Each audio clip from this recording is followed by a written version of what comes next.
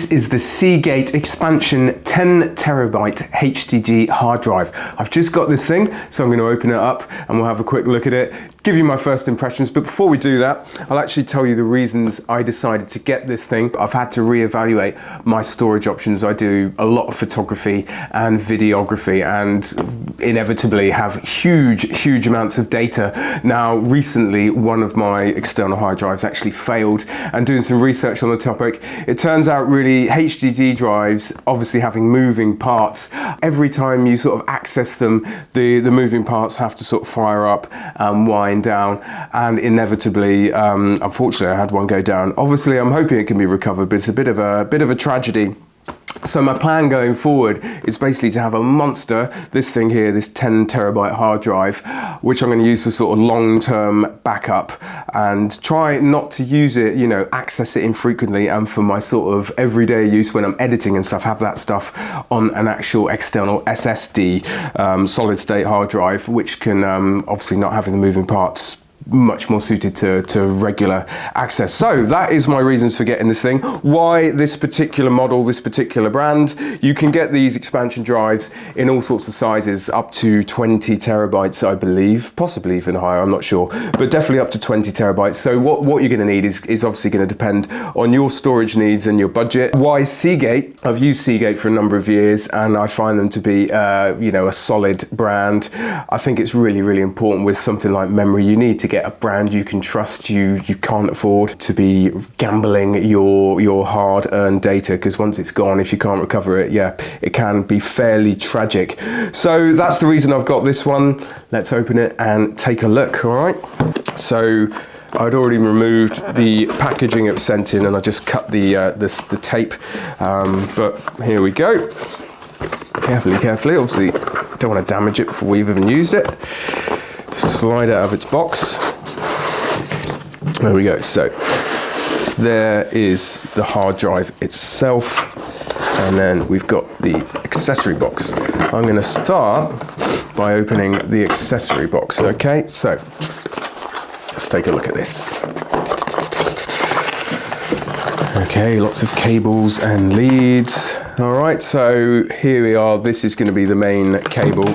Oops, this is going to be the main cable that we attach from our computer into, that's the standard Seagate connection there. So I recognize what that's for already. I will do my best to put this back in here. Yeah, that's happened nicely.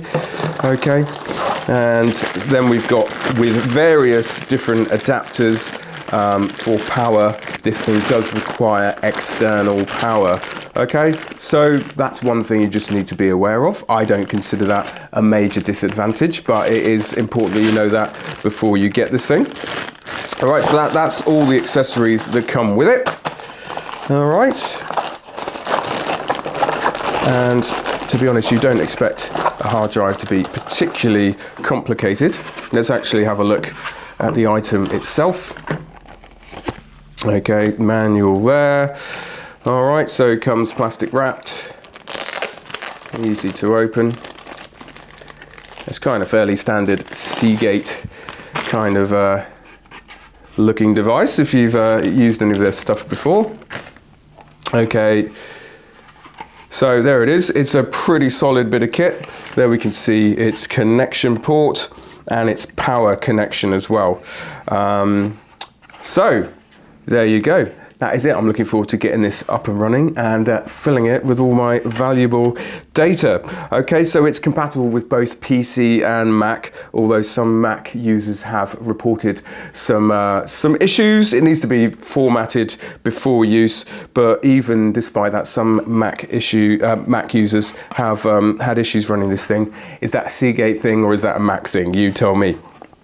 But it does come with its own software, but you can also just use Windows Explorer or the Mac equivalent and just drag and drop files. Like most Seagate products, it does come with their rescue recovery data services, but that only lasts, I'm pretty sure that lasts for 2 years. So if you have any issues before that period, then Seagate will hopefully provide assistance. Once that has expired, then you're out in the wilds, and if you have any failures, the lesson I'm learning is you need to have some fairly robust backup plans for your data. Back it up at least once, if not twice. But there we go. It's an absolute monster. 10 terabytes is a pretty robust amount of storage for most people. So wish me luck.